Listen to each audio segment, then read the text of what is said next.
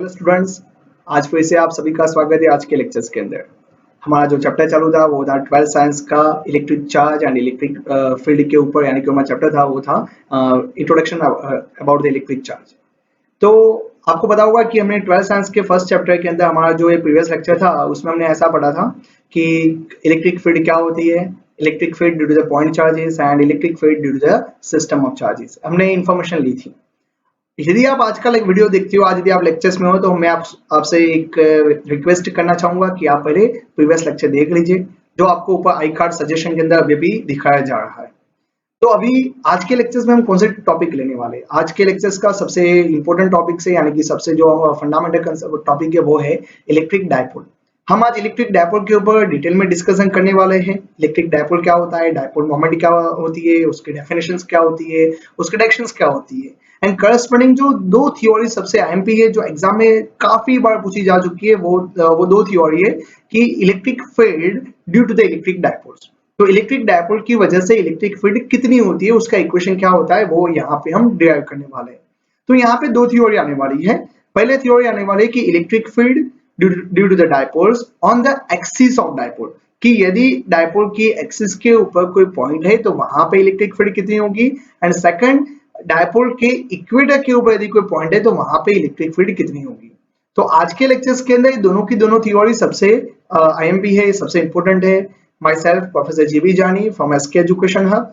एक बार फिर से बताना चाहूंगा कि यदि आपने चैनल को लाइक या सब्सक्राइब अभी तक नहीं किया हुआ है तो आप पहले चैनल को सब्सक्राइब कीजिए, तो आने वाले सभी वीडियो या सभी जो लेक्चर्स है वो आप उसकी नोटिफिकेशन आपको मिलती रहेगी। ठीक है, चलिए तो अभी हम चालू करते हैं कि आज के लेक्चर्स के जो पॉइंट थे उसको एक बार फिर से हम दोबारा देख लेते हैं। तो आज के लेक्चर्स में हम जो देखने वाले हैं वो है basically that we first discuss the specific objectives of this lectures are to be discussed। हमने आपको अभी बता दिया वैसे electric dipole, electric field of dipole, and उसके अंदर दो टॉपिक लेंगे हम, electric field at a point on the axis of dipole and electric field at the point on the equators of the dipole. तो आज हम इतनी थ्योरी के ऊपर डिस्कशन लेने वाले हैं। ठीक है, तो चलिए let we start with the first concept of the regarding the electric dipole. Okay, तो इलेक्ट्रिक डायपोल क्या होता है ना। तो इलेक्ट्रिक डायपोल एक बहुत ही सिंपल हम मैनर में बोला जा सकता है कि यह एक सिस्टम ऑफ चार्जेस है ना। चार्जेस को यहाँ पे एक इन अ प्रॉपर मैनर में अरेंज किया जाता है, और डायपोल नाम अपने आप को खुद बताता है। डाई माने के दो और पोल यानी कि यहाँ पे हम जैसे चार्ज होता है ना, जैसे मैग्नेट में होता है नॉर्थ पोल साउथ पोल, उसी तरह से यहाँ पे चार्ज में दो पोल की बात की गई है। तो चलिए पहले देख लेते हैं कि यहाँ पे हमारे पास दो चार्ज है, एक चार्ज नेगेटिव है तो दूसरा वहां पे पॉजिटिव चार्ज है। ठीक है, एंड दोनों चार्ज की जो मैग्नीट्यूड है वो सेम है, यानी कि हम यहाँ पे बोलेंगे Q minus Q plus Q। तो माइनस दिखाता है सिर्फ नेगेटिव चार्ज, प्लस क्या दिखाता है, पॉजिटिव चार्ज है। So here we can say that two equal but opposite charges है ना। दोनों देखो, दोनों चार्जेस की वैल्यू क्या है, मैग्नीट्यूड क्या है, इक्वल है, बट दोनों कैसे है, दोनों के दोनों अपोजिट है। So two equal and opposite charges and we can see that both are separated. दोनों को सेपरेट किया गया है, तो separated by the finite distance. दोनों के बीच का डिस्टेंस यहाँ पे दिखाया गया है 2a। ठीक है, तो उसको ये जो सिस्टम तैयार हुई, ये जो सिस्टम बनी, उसको बोला जाता है electric dipole.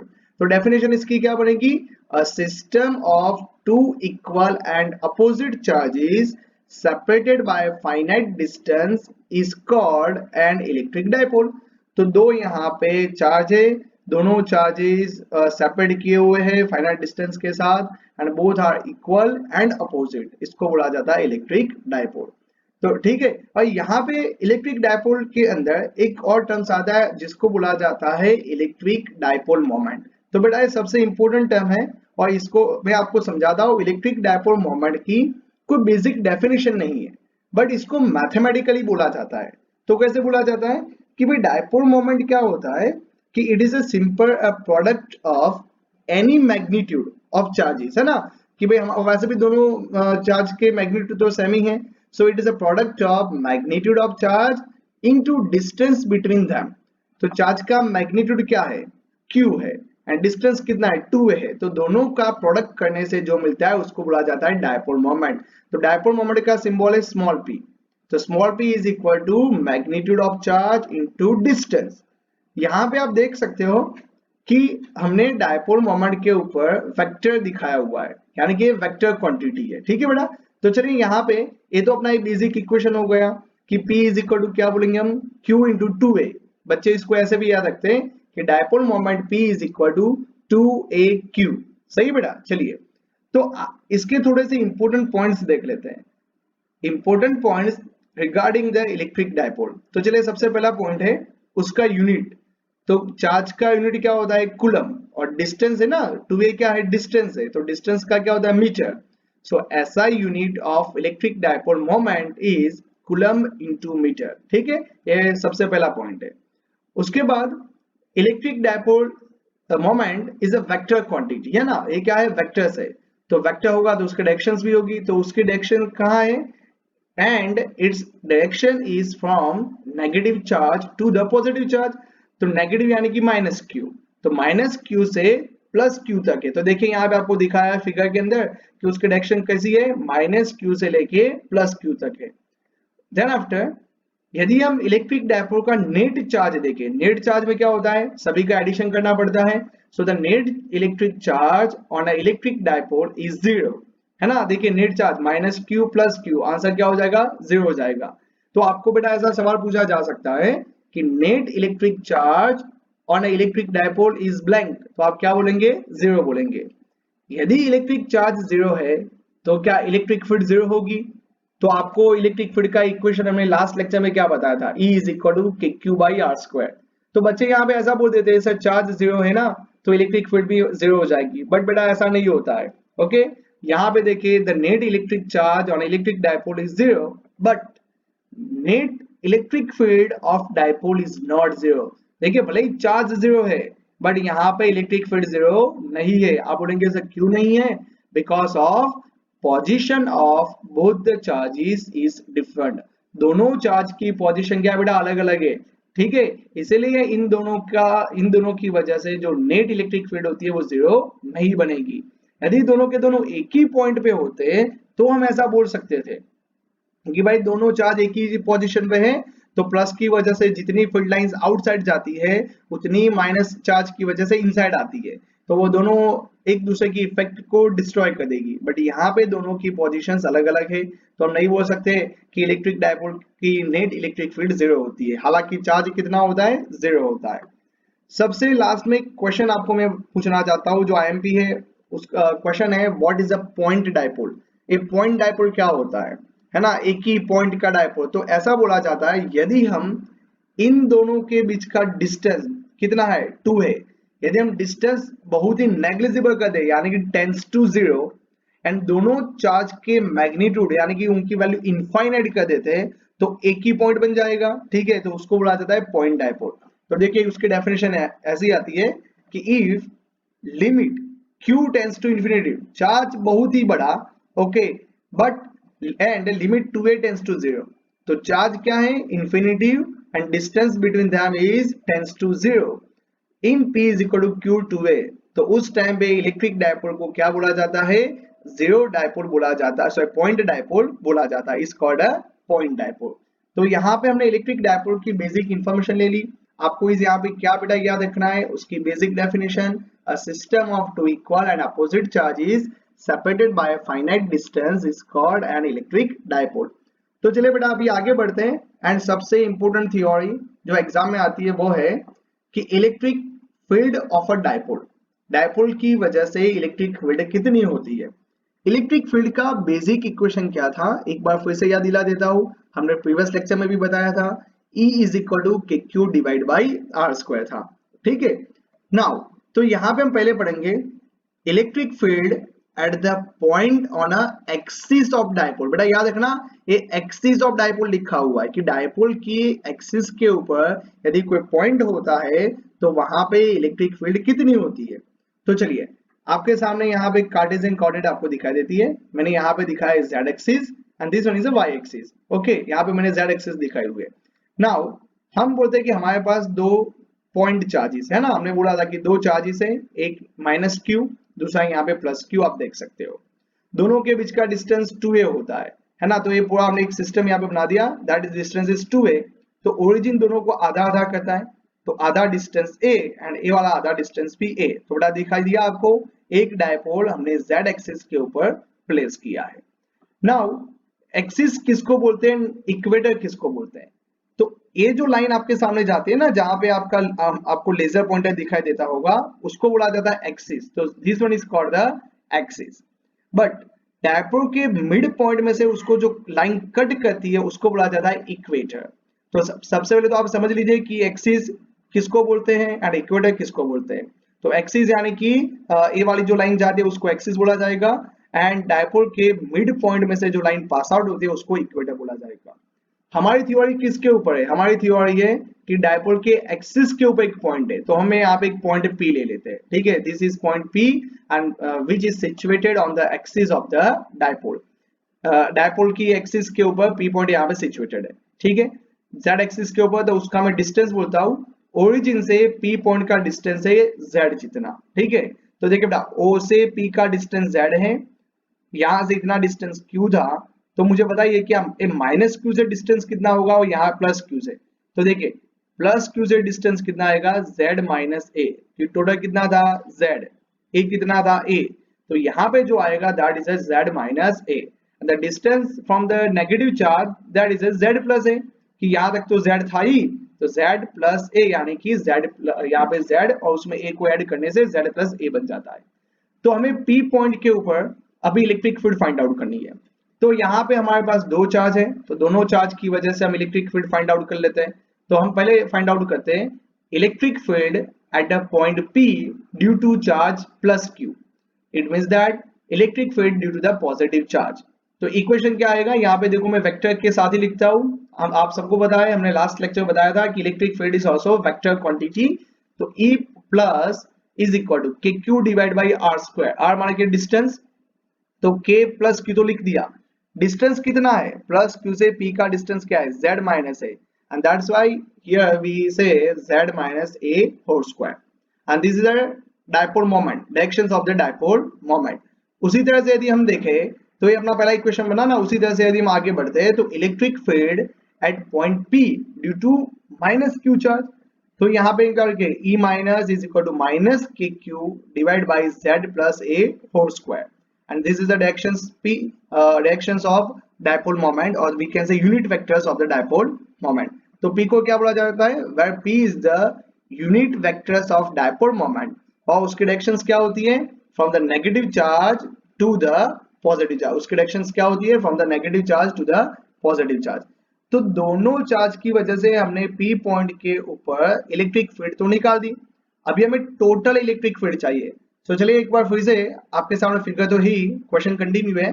So according to the superposition principle, total electric field at point P which is situated at distance Z from the origin, so it is equal to E plus plus E minus। तो हमने दोनों की value apply की, KQ upon Z minus A whole square, unit vectors or we can say the character vectors of P minus KQ divided by Z plus A whole square and height of P। इसमें से KQ को common निकाल देते हैं, mathematically step है, बहुत ही आसान है। तो KQ यहाँ पे आएगा 1 upon Z minus A whole square minus 1 upon Z plus A whole square P। चलिए बेटा एलसीएम लेते हैं। तो एलसीएम लेने से क्या होगा, Z प्लस A का होल स्क्वायर यहाँ पे जाएगा एंड Z माइनस A का होल स्क्वायर इस साइड पे चला जाएगा, क्रॉस मल्टीप्लिकेशन होगा। तो आपका सॉल्यूशन करने से आपको मिलेगा KQ for ZA divide by Z square minus A square whole square caret P। चलिए बेटा यहाँ पे फॉर ZA, तो इसमें 2 2 4 बोल सकता हूँ, तो 2AQ उसको बोला जाता है P। हमने अभी पढ़ा था डायपोल मोमेंट क्या होता है, 2AQ।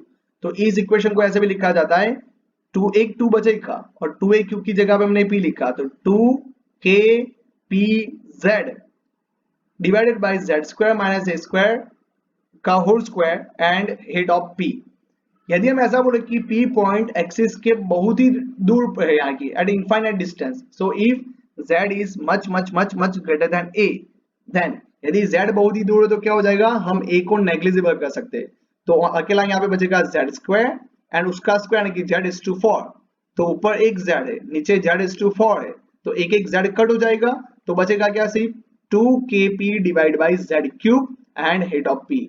इस इक्वेशन के ऊपर से एग्जाम पर पूछे जा सकते हैं। एंड सबसे इंपॉर्टेंट होता है एक 1 मार्क का क्वेश्चन होता है कि डायपोल में इलेक्ट्रिक फील्ड डिस्टेंस के साथ कैसे रिलेशनशिप में, तो देखिए बेटा यहाँ पे z क्यूब आया है and here z is a distance. हालांकि पहले पॉइंट चार्ज में क्या था कि q divide by r square था, यानी कि वहां पे डिस्टेंस का स्क्वायर था, यहाँ पे डिस्टेंस का क्यूब है, ठीक है। तो ये हुआ इक्वेशन हमारा electric field of the dipole on the axis. Okay, axis के ऊपर यदि कोई पॉइंट है तो वहां की इलेक्ट्रिक फील्ड। तो उसी तरह से हम अभी आगे बढ़ते हैं एंड हम यहाँ पे बात करते हैं कि electric field at the point on the equators of the dipole. ठीक है, डायपोल के इक्वेटर्स के ऊपर। तो सी एक बार बना देते हैं, आपको पता ही है यहाँ पे -q + q चार्जेस है and this one is our equators. यहाँ पे दोनों के बीच का डिस्टेंस जो बोलते हैं 2a था, तो आधा आधा डिस्टेंस a यहाँ पे हो चुका है, ठीक है। चलिए y जितने डिस्टेंस पे मैंने यहाँ पे पॉइंट है q पॉइंट है, यहाँ पे कौन सा पॉइंट है, q पॉइंट है। तो इक्वेटर्स लाइन के ऊपर हमने ओरिजिन से y जितने डिस्टेंस पे एक पॉइंट है q। तो सबसे पहले हम पॉजिटिव चार्ज की वजह से यहाँ पे डिस्टेंस ले लेते हैं एंड उसी तरह से हम नेगेटिव चार्ज की वजह से लेंगे, ठीक है। तो यहाँ पे देखिए बेटा, पॉजिटिव चार्ज की वजह से जो इलेक्ट्रिक फील्ड आएगी, तो पॉजिटिव चार्ज की फील्ड लाइंस आउटसाइड जाती है, तो देखो इसलिए एरो यहाँ पे आउटसाइड है एंड दैट इज E+ ऐसे इंडिकेट किया है। माइनस चार्ज की वजह से फील्ड लाइन इनसाइड आती है, तो P पॉइंट से अंदर के साइड में मैंने यहाँ पे एरो दिखाया है, तो that is E-। Now E+ and E- दोनों की वजह से, दोनों के यदि मैं वेक्टर को हम रिजोल्यूशन करते हैं, तो ये उसका sign component E+ sin theta and यहाँ पे E- sin थीटा। तो दोनों की वैल्यू सेम है बट डायरेक्शंस अपोजिट होने की वजह से वो दोनों एक दूसरे की इफेक्ट को डिस्ट्रॉय करते हैं।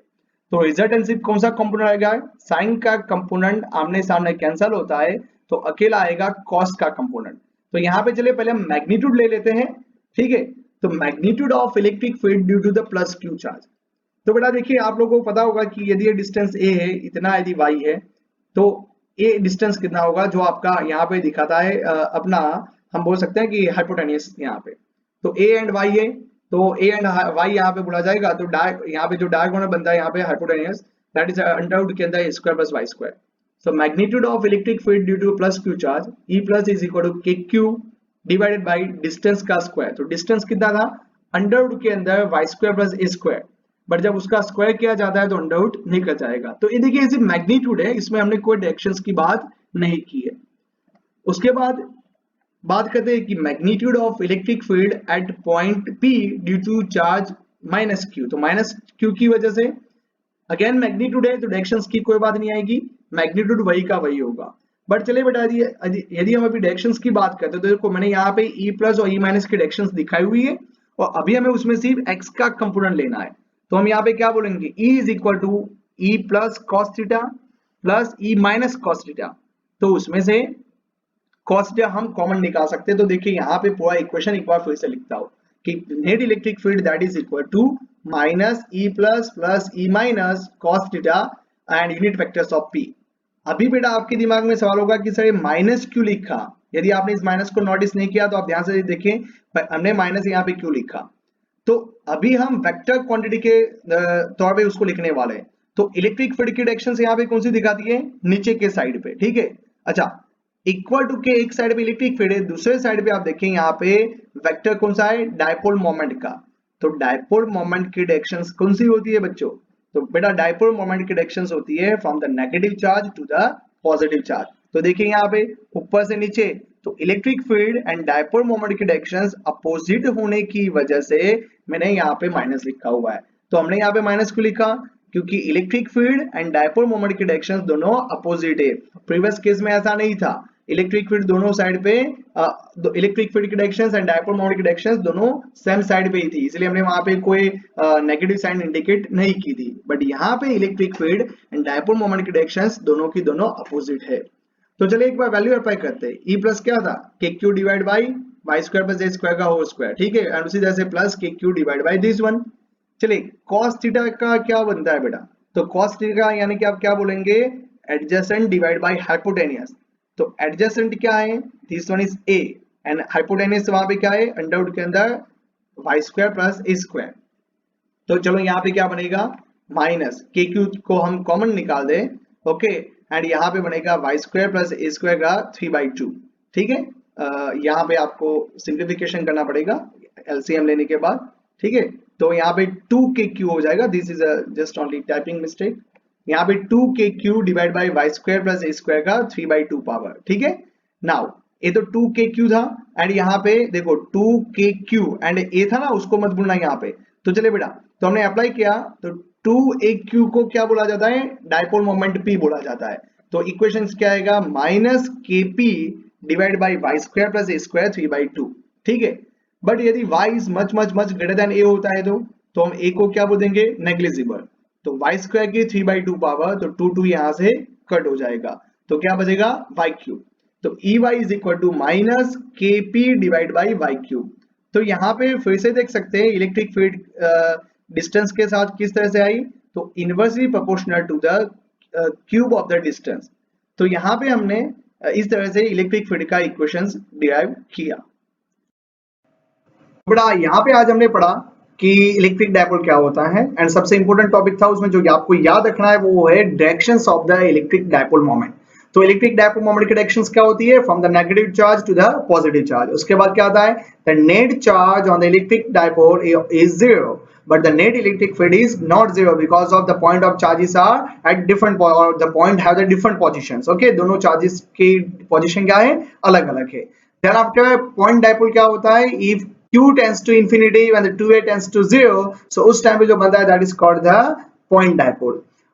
साथ ही यहाँ पे जो एक मार्क का क्वेश्चन जो पूछा जा सकता है गुजकेट के अंदर वो था, और मैं आपको उसको दोनों बाइफरकेट बना के देता हूँ। प्रीवियस लेक्चर में जब पढ़े थे कि इलेक्ट्रिक फील्ड का इक्वेशन क्या था, तो q divide by r square. तो यानी कि क्या होता है, for the point charge electric field is inversely proportional to the square of the distance. But in this case आपने देखा डायपोल के अंदर देखा आपने, चाहे एक्सिस का पॉइंट हो या फिर चाहे कि वो हम बोले कि इक्वेटस के ऊपर का पॉइंट हो, दोनों इक्वेशन के अंदर क्या आता था, डिनोमिनेटर के अंदर डिस्टेंस का क्यूब आता था। यानी कि if we say that electric field due to the electric dipole is proportional to the cube of the distance, okay. तो डिस्टेंस का क्यूब होता है और पॉइंट चार्ज में डिस्टेंस का स्क्वायर होता है।